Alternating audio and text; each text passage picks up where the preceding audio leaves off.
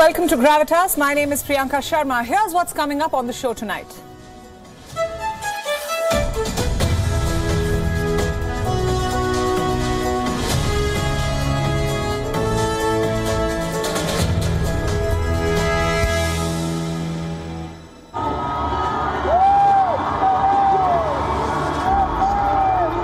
Don't worry, we're going to free Iran. They're going to free themselves pretty soon.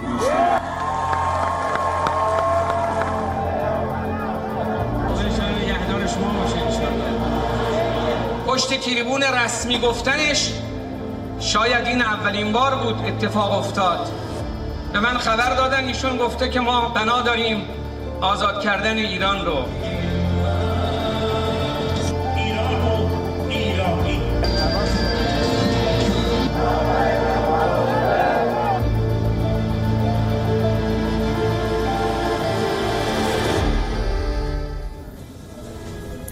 US President Joe Biden made a controversial statement. He vowed to free Iran. He said that demonstrators working against the Iranian regime would soon succeed in freeing themselves. Why is the US president saying all this? The timing is significant, you see. The midterm elections are around the corner. The Democrats are in a tough position.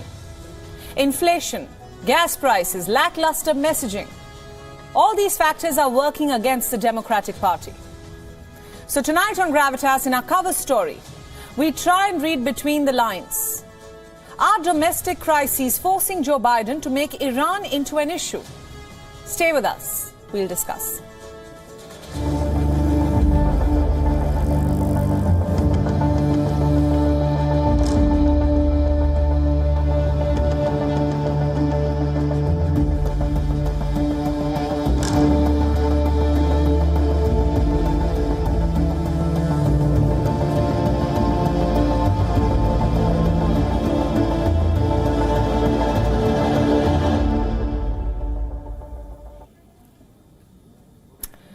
Those pictures are more relevant today than ever before.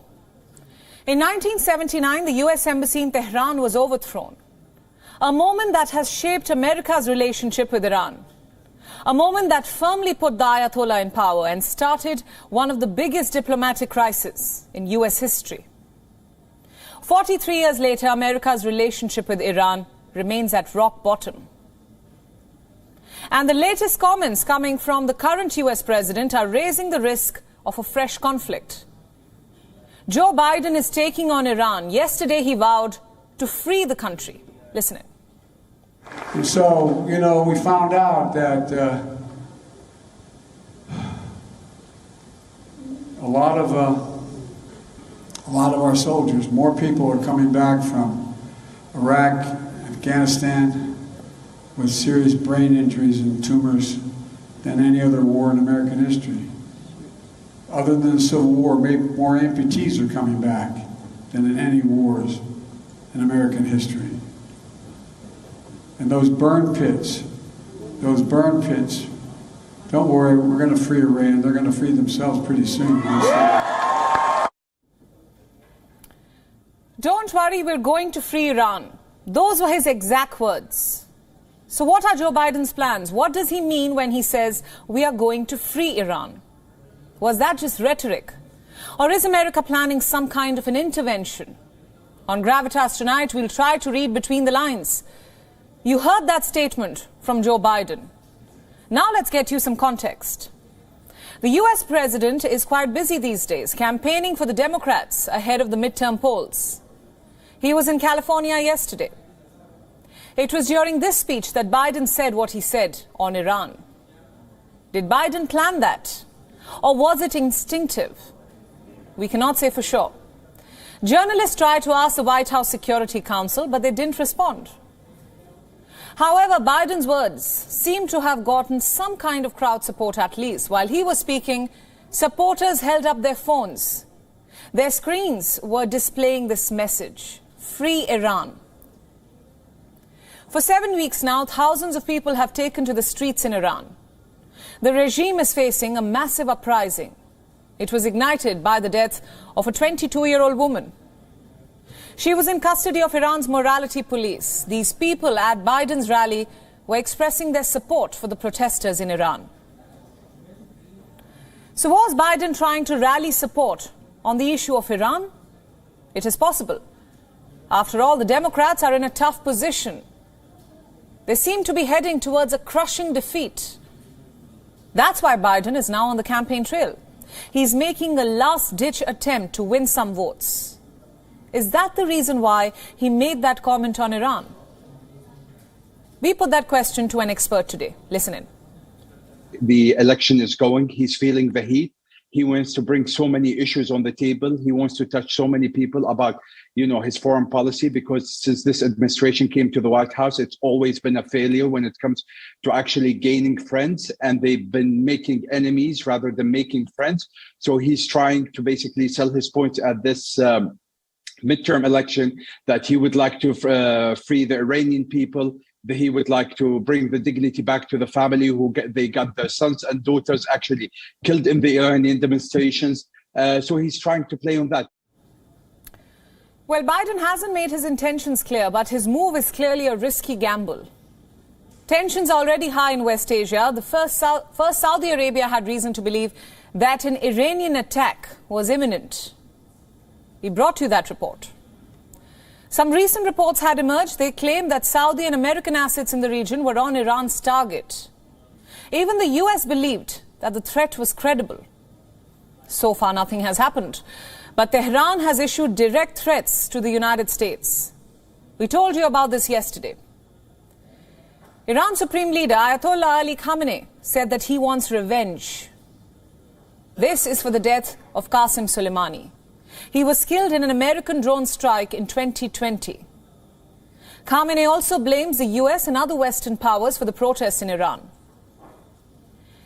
Today, it was the Iranian president's turn. Ibrahim Raisi attended a pro-government rally, and he issued a tough response to Biden's comments. Take a look. I was informed a few hours ago that the President of the United States has stated something, perhaps out of absent-mindedness, because these matters would be stated, but this was perhaps the first time I was told he has said he has plans to liberate Iran. Mr. President, Iran was liberated 43 years ago and is adamant not to become your hostage, and we will never become your milking cow. Yes, the crowd was calling for revenge. Biden's words were perfectly timed for Iran. Like I shared before, today, exactly 43 years back, the US embassy was seized. It happened soon after the fall of the Shah. Radical students had stormed the American mission. 52 Americans were held hostage for more than a year. Since then, America and Iran have remained arch rivals, and one of Biden's election promises was to stabilize this relationship. He vowed to restore the nuclear deal. Biden took office in 2021, but a stable relationship with Iran still eludes him. Perhaps he has given up. A vow to free Iran would hardly serve his cause. Fiery statements that tacitly imply a regime change have hardly ever helped a US president. The past is proof. Remember the time when Donald Trump had threatened Kim Jong-un. He promised to unleash fire and fury. That reckless statement almost brought our world to the brink of a nuclear war. Almost 5 years later, there is a new president in the White House, but he seems to be making the same mistakes.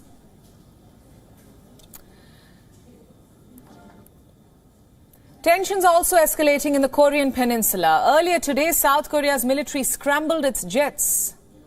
This was after it detected 118 North Korean warplanes near its border. There was also firing of artillery. So where exactly were the North Korean airplanes detected? South Korea's Joint Chiefs of Staff said that the North Korean planes were detected along the country's eastern and western coasts. However, none of the planes breached the Tactical Action Line. What's that, you ask? It's a virtual line designated by the South Korean military. The line is located 20 to 50 kilometers north of the demilitarized zone and the Northern Limit Line. The Tactical Action Line was created to give South Korea enough time to react. So this line was not breached. Although some reports say that some aircraft movements were close enough to the demilitarized zone that separates the two Koreas. Now the movements were detected between 11 a.m. local time and 3 p.m. South Korea responded by scrambling its warplanes. 80 of them, including F-35A stealth fighters. Now, if you have been following the news, you already know that the situation in the Korean Peninsula has been heating up for quite some time now. A month ago, too, South Korea scrambled its jets. This was after 10 North Korean warplanes made similar maneuvers. Then, on the 2nd of November, North Korea fired at least 23 missiles. It's a record number. On the 3rd of November, North Korea fired multiple missiles into the sea. Experts say it's possible that one of North Korea's ICBMs, or intercontinental ballistic missiles, failed. The obvious question is why? Why is North Korea trying to escalate tensions? The answer has 4 words. The Vigilant Storm Drills. It's a joint drill between the United States and South Korea, also their largest ever. These drills began on Monday. 240 fighter jets are taking part.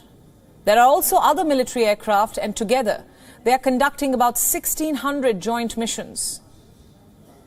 Now, North Korea opposes these drills. Pyongyang says the drills are in fact a preparation for an eventual attack on North Korea.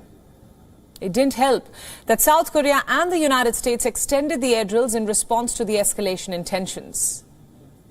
Pyongyang responded to the decision by firing 3 short-range ballistic missiles. North Korea also called the extension a very dangerous and wrong choice. Then around 11:30 p.m. local time last night, North Korea fired about 80 artillery rounds into a maritime buffer zone. The South said the barrage was a violation of the 2018 agreement, one that established the very buffer zone to reduce tensions in the peninsula. In the last 2 days, Pyongyang has fired about 30 missiles. One landed near South Korea's territorial waters. Something like this has not happened since 1953. Seoul dubbed it as effectively a territorial invasion. This escalation of tensions is not going well with the global community. The reason is obvious. There is already a war in Europe. Rising tensions in another region could further push the world into chaos. Germany's president has condemned North Korea for what he calls threatening international peace. Frank-Walter Steinmeier is currently on a visit to South Korea, and here's what he said in Seoul. The launches in the past days have considerably aggravated the situation, and I say with utmost clarity, this escalation is unacceptable and the responsibility lies with the North Korean regime alone.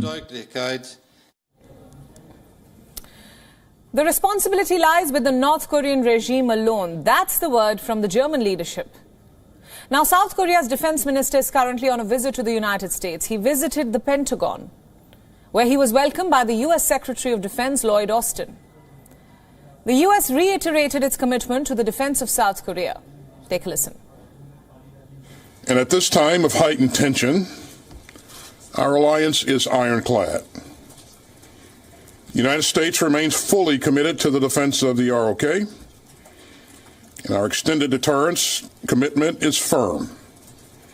And it includes a full range of our nuclear, and conventional, and missile defense capabilities.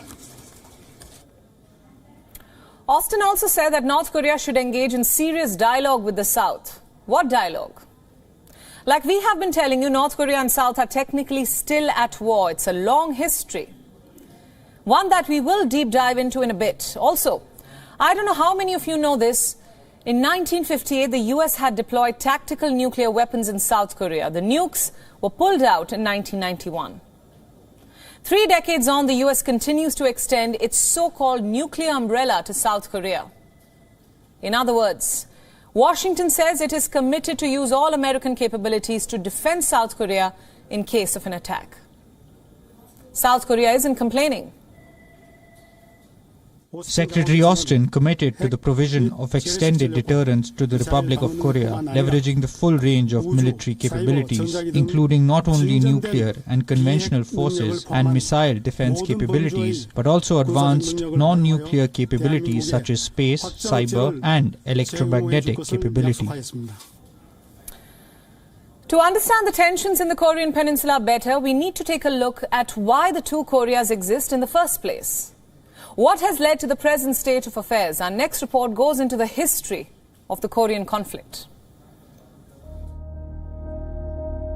Before World War II, there was just one Korea, and it had been under Japanese occupation since 1910. Before that, Korea was under Japan's influence from 1897 onwards. Japan's occupation officially ended on August 15, 1945.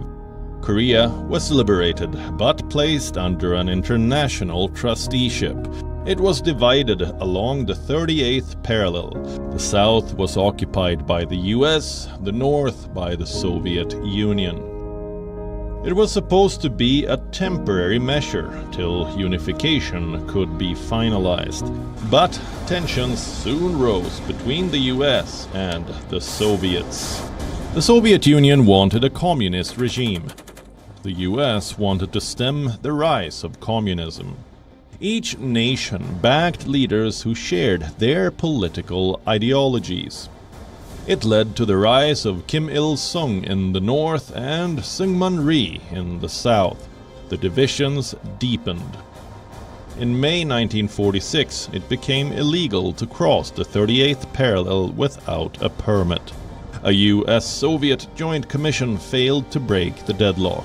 Finally, the US brought the problem to the United Nations in September 1947. The Soviet Union opposed UN involvement.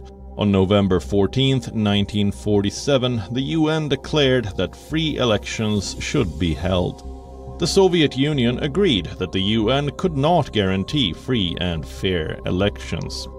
The UN then decided to hold elections only in the South. On May 10, 1948, the South held a general election.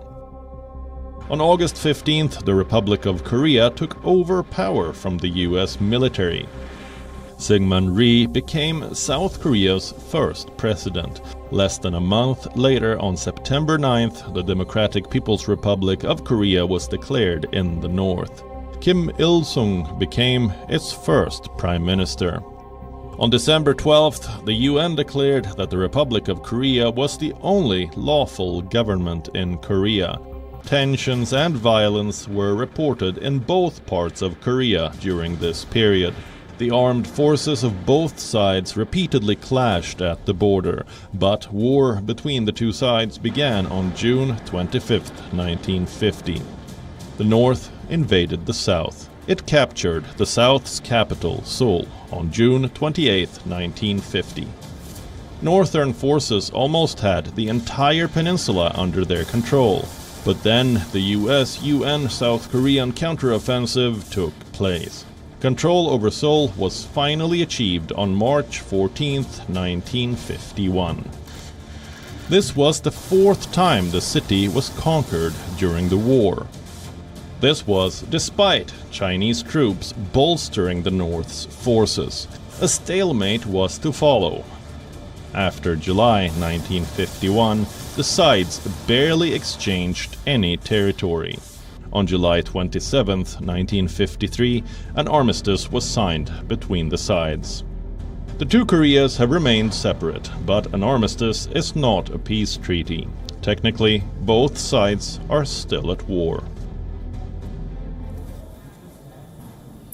Let's now shift our attention to Pakistan. 24 hours have passed. Imran Khan is still in hospital, but his party has gone into an overdrive. A political war has broken out after the shooting. Imran Khan and his allies are blaming the government of the day. Violent protests are happening all across the streets. Let's now bring you the latest. Let's tell you about Imran Khan's condition to begin with. He was hit by at least 4 bullets, but his condition is stable. Doctors could discharge him as soon as tomorrow. But Pakistan is in a state of turmoil.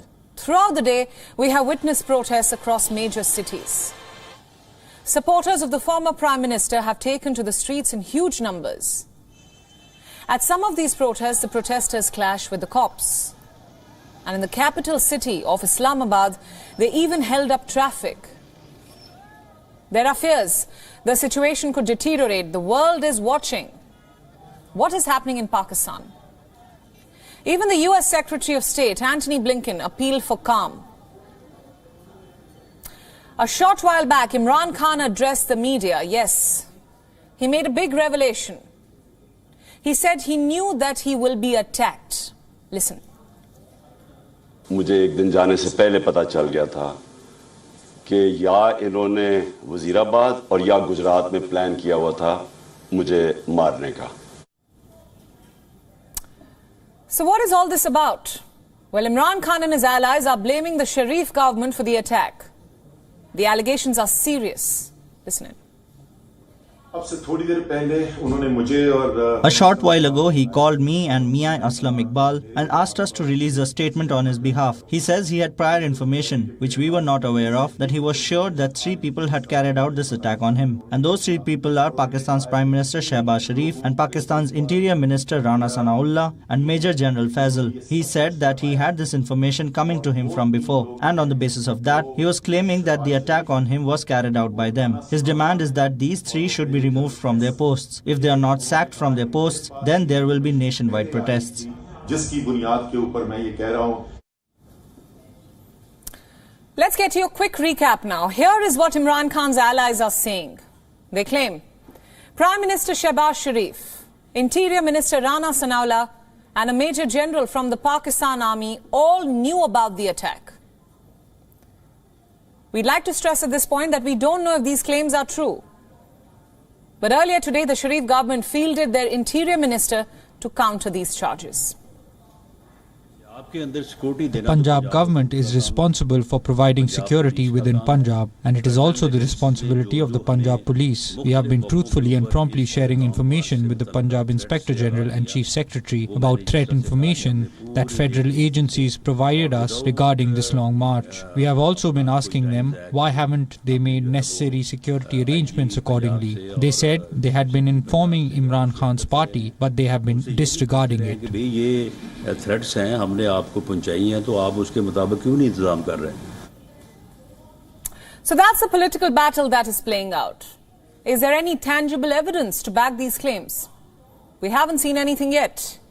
Let's tell you how the investigation into this shooting is shaping up. We have learned some more details today, but there are no clear answers to some of the most pressing questions.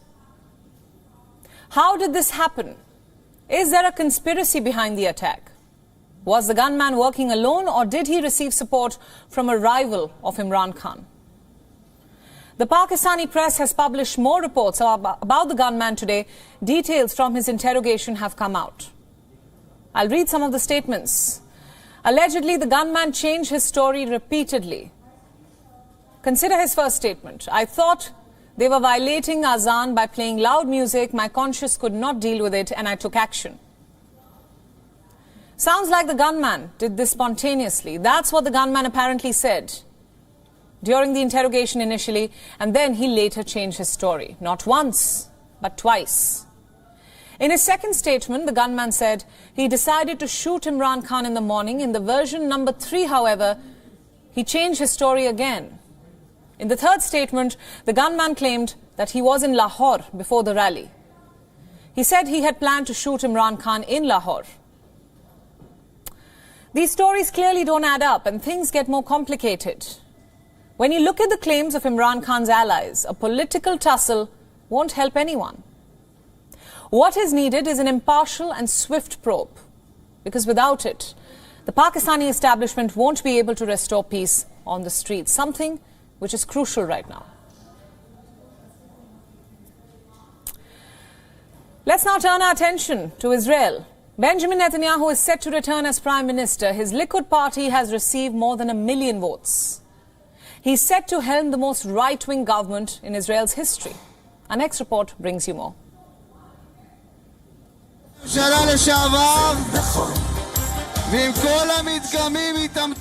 Benjamin Netanyahu is set to become Israel's Prime Minister once again. His Likud party is the largest in Israel's parliament, the Knesset. His right-wing coalition is expected to finally get 64 seats. 61 seats are required to form the government. As the votes were being tallied, Netanyahu said this. Today we have won a huge vote of confidence.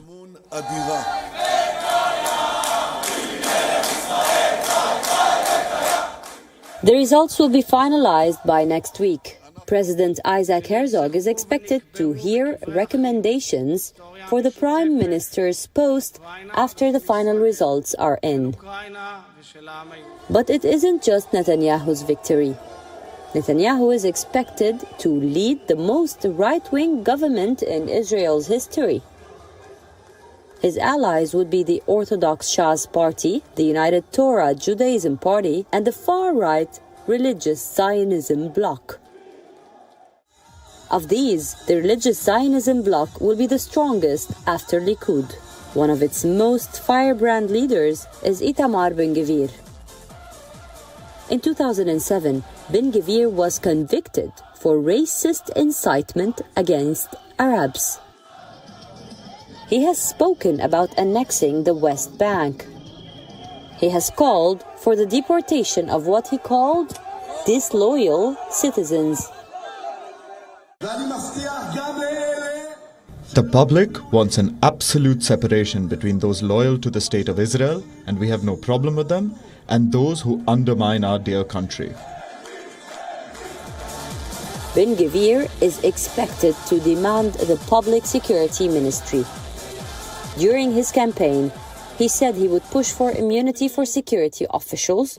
He also promised to ease Israel Defense Forces' live fire directives. His rise and the rise of the far right has Palestinians worried for their future. This election is as we expected. The parties that are more right-winged and more extreme are the ones winning in this election. Therefore, we understand that the right wing is more extreme and is the one leading. Their policies eliminate any political potential, and that will lead to more escalation of aggression and crimes against Palestinian people. Hamas also lamented the rise of Israel's right wing. The group called for Palestinian unity going forward. The results of the Israeli elections confirm the increasing presence of the extreme right wing in the Zionist scene. This is an indicator that we are confronting an escalation of aggression against our people and our sanctities by any future government. The Knesset has become more right-winged, more extreme and more racist. This will affect the whole region. Incumbent Prime Minister Yair Lapid's party is the second largest in the Knesset. He is expected to take over as leader of the opposition. But it is unlikely that he will be able to oust Netanyahu from power like he did in 2021. Lapid differed from Netanyahu on some issues. We'll start with Ukraine. The head of Islamic Jihad. Lapid said he would not send Kiev missiles. Netanyahu has said he will look into it. Netanyahu also expects that he may be called to act as mediator between Russia and Ukraine. Now, what about issues closer to home? Israel recently concluded a historic maritime deal with Lebanon, a deal that Netanyahu panned. He called it against Israel's interests. He may drop the border agreement. However, Lebanon has said that it is not likely. Since the U.S. brokered the deal, Lebanon is confident it will stay in place. Then there's Iran. Netanyahu has always considered it an enemy state, and that's one view he and Lapid do not diverge on. And what about Palestinians? Will Lapid's declaration of support for the two-state solution be forgotten? Probably. Netanyahu has himself, on occasion, said he supports the solution. But he did not act on this during his past stint in power. Also, his right-wing allies are likely to block any move towards a separate Palestine. So, considering these factors, Netanyahu's return may mean stability for Israel. But the rise of tensions in West Asia.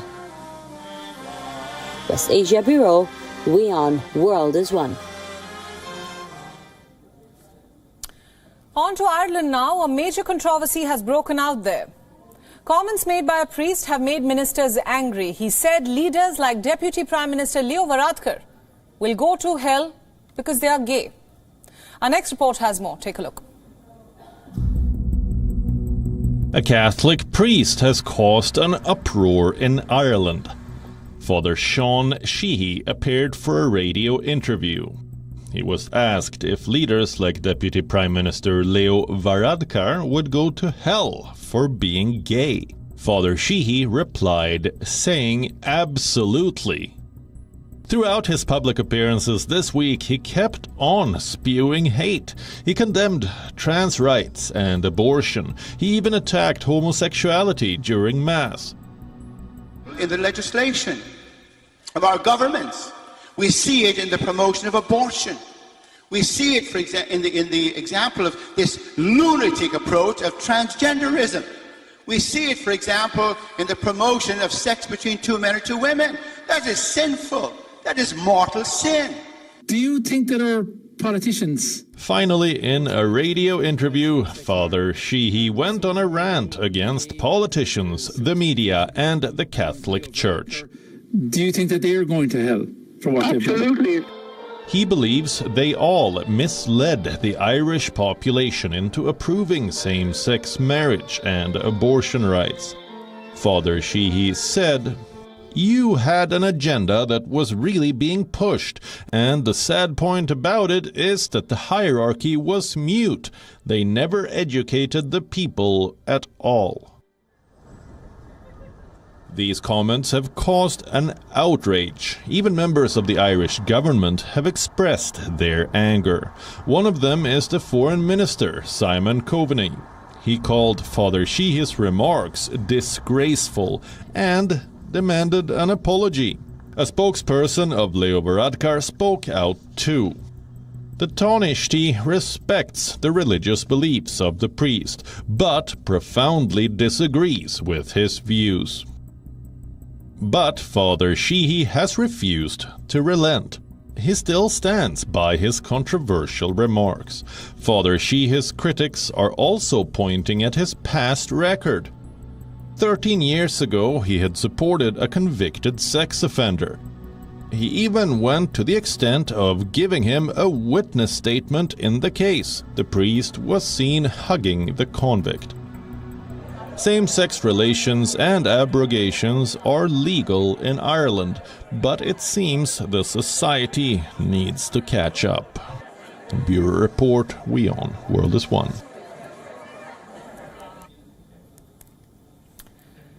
At the center of our next story is India's biggest edtech company, Byju. It's back in the news, and yet again for all the wrong reasons. Last week, the company announced that it would lay off 2,500 employees. Guess why it's back in the news today? The company has roped in football star Lionel Messi as its first global ambassador. Talk about bad optics. In the next few minutes, I'll tell you why. Here's a company which wanted to fire thousands of employees, thousands, and then hires one of the greatest footballers of all time as a global ambassador of its social impact arm. The irony is not lost on us, and it's certainly not lost on all those who lost their jobs at Byju. In fact, 2 days after the company announced the layoff plan, it was forced to revoke the termination of some of its staff in India's Kerala, incidentally, the home state of founder Byju Ravindran. Reports suggest that Byju took the step only after the state government's intervention. Again, the development was a sign of the multiple crises facing the company as of now.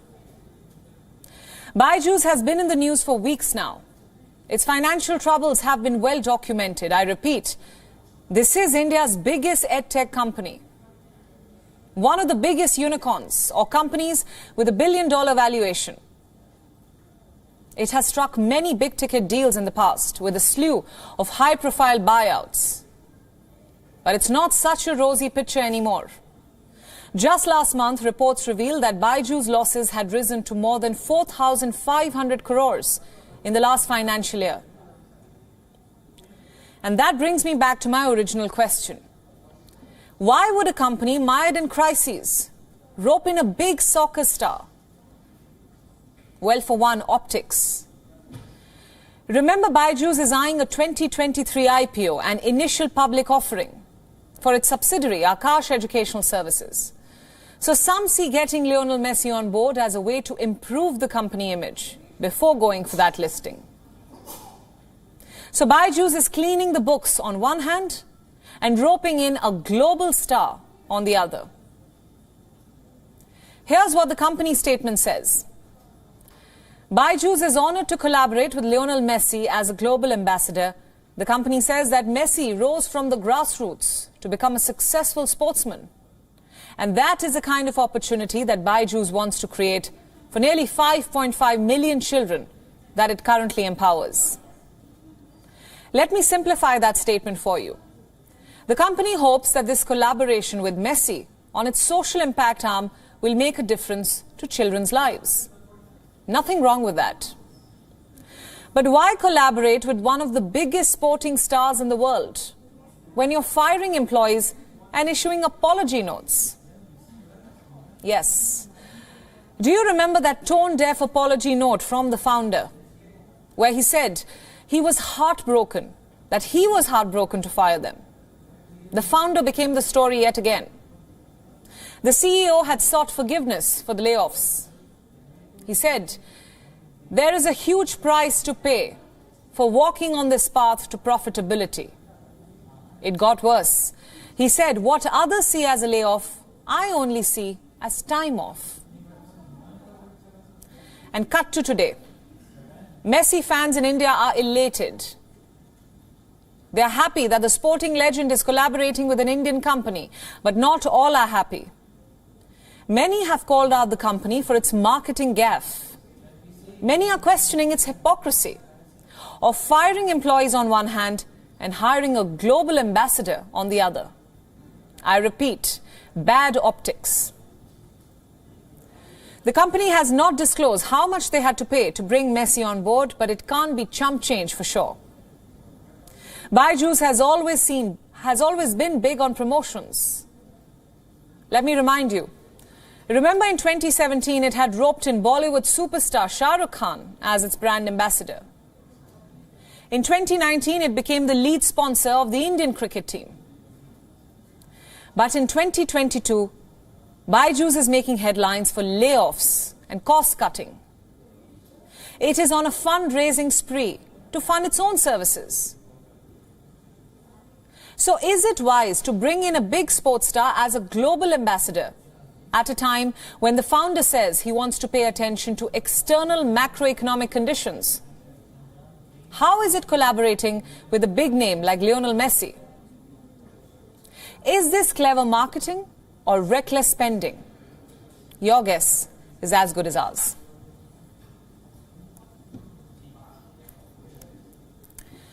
Before we wrap up tonight's show, I want to read out some of the forwards that I have received in the last 24 hours. Here's the first one. Breathing Delhi's air is as bad as smoking 10 to 15 cigarettes a day.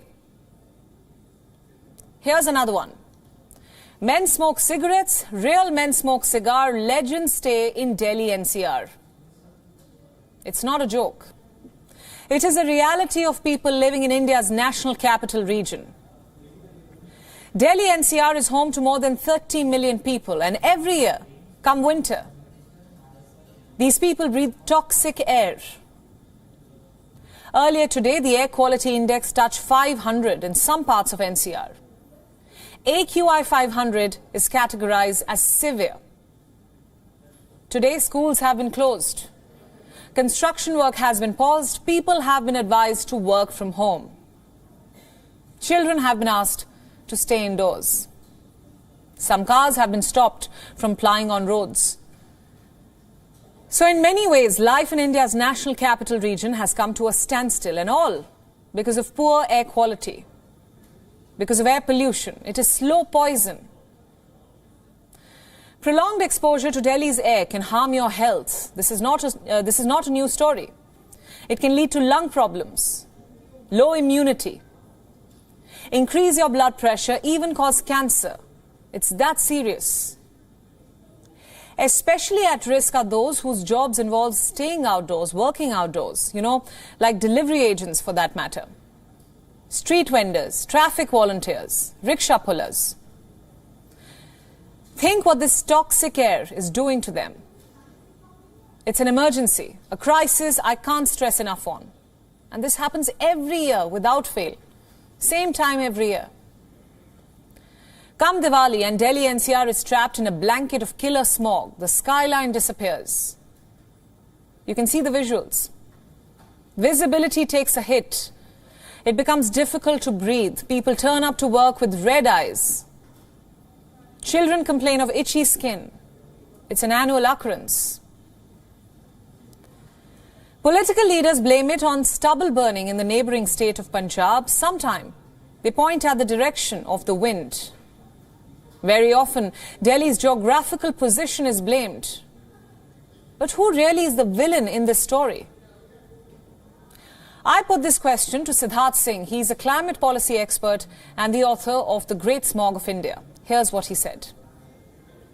The unfortunate reality of Delhi and much of North India is a result of its unique geography and the human-induced emissions that happen. So basically, we're talking about a constant level of pollution from traffic, from industries, from power generation. On top of that, at this time of the year, the direction of the wind changes, the wind speeds drop, and the falling temperatures mean that particulate matter is unable to escape the region. It in fact comes down closer to the ground level where we live, and suddenly we see a spike in emission levels. But just to say, air pollution in India, in much of North India, is in fact a perennial, a year-round issue.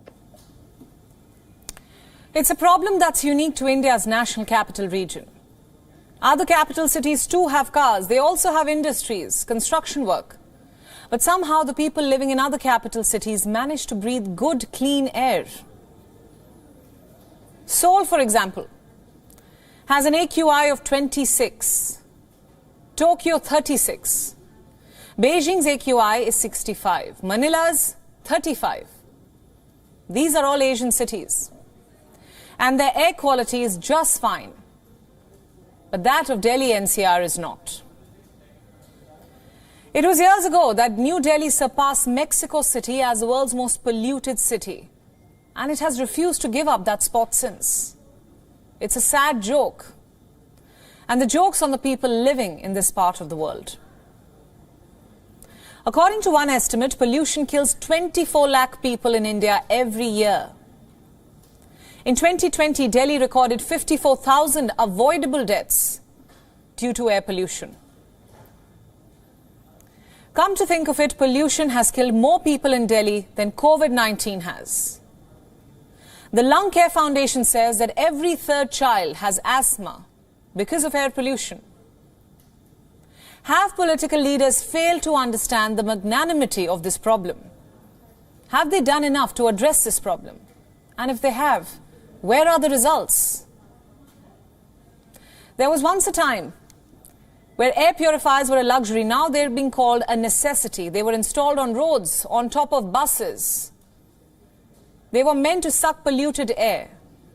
But experts say that the purifiers have not done their job. Every year, water sprinklers are dispatched. Odd-even schemes are implemented for cars. A host of measures are adopted to try and filter the capital's air. But are any of these measures even sustainable? Do we have an implementable solution for this problem? Unfortunately, there is no low-hanging fruit. And if there was a low-hanging fruit, we would have taken it by now. Unfortunately, we need some form of structural changes to the way we do business, to the way we travel, to the way we produce things, to the way we generate electricity, and of course, to the way we farm. There are a few things that we could do in the short run that could have a maybe 5 or 10 or 15% impact, but we will really need to rethink the way we do business in the country. For example, a country like India, where air pollution is such a major problem, killing almost 14 lakh people year after year after year, we don't have a clean air mission that would incorporate the principles of clean air into everything we do. For example, before we grant industrial licenses, before we come out with a new agricultural act, are we thinking about air pollution? The unfortunate answer is no. So we will need to have a mission mode approach towards air pollution the way we have had a mission mode approach to a few other aspects of society. So these are the kind of issues that we will need to tackle at that level. Here's another question. Should you wait around hoping for political leaders to do their job? Or can you do something to limit the harm caused by Delhi's toxic air? The good news is you can. For starters, you could wear a mask, preferably an N95 mask. If your budget permits you, then invest in an air purifier. It will help you filter some of that toxic air. Alternatively, you could also buy an air purifying plant, like snake plants, spider plants. And above all, avoid stepping out if you can. And don't smoke. The polluted air is already damaging your lungs. There's hardly a need to add to that damage. Try and stay indoors and stay safe. And on that note, it's time to take a look at what else is making news around the world in Gravitas Global Headlines. Russian army says it is evacuating over 5,000 civilians from the occupied Kherson region each day as Kyiv's forces press a counter-offensive to retake the territory. Twitter announces mass layoffs in India in job cuts across all verticals, including engineers, marketing and communications. These are part of a global restructuring ordered by new owner Elon Musk. Germany and China oppose the use of any nuclear weapon in the Ukraine war, says German Chancellor Olaf Scholz on a visit to Beijing. Former US President Donald Trump makes clear of his plans to run again in 2024. I will very, very, very probably do it again, okay? Very, very, very probably. Speaking at an election rally in Iowa, he says that he will make another White House bid. The US economy adds 261,000 jobs in October in its last snapshot of the health of the employment market before next week's midterm elections. The unemployment rate rises to 3.7%, still close to a 50-year low. More than 420 scientists urge the public relations firm representing upcoming climate talks to drop its fossil fuel clients, including Saudi Aramco, Shell and ExxonMobil. London rules out a December election to break political deadlock in Northern Ireland, where a standoff over post-Brexit trade rules is preventing resumption of a power-sharing government. More than 200 elephants and hundreds of zebras have died in Kenya's worst drought in 4 decades, said the country's tourism minister. New Zealand have booked their spot in the semi-finals of the T20 World Cup for the 3rd straight time. However, Australia's title defense could be over after they failed to boost their net run rate in a win against Afghanistan. England will join the Kiwis in the Final Four with a victory over Sri Lanka on Saturday. NBA star Kyrie Irving has been suspended by the Brooklyn Nets for a minimum of 5 games after allegations of anti-Semitism. It was only after he was suspended that Irving finally issued an apology to the Jewish community for promoting an anti-Semitic film last week. And with that, it's a wrap on the show. Thanks for watching Gravitas with me, Priyanka Sharma. Leaving you as always with Gravitas Images. We'll see you next week.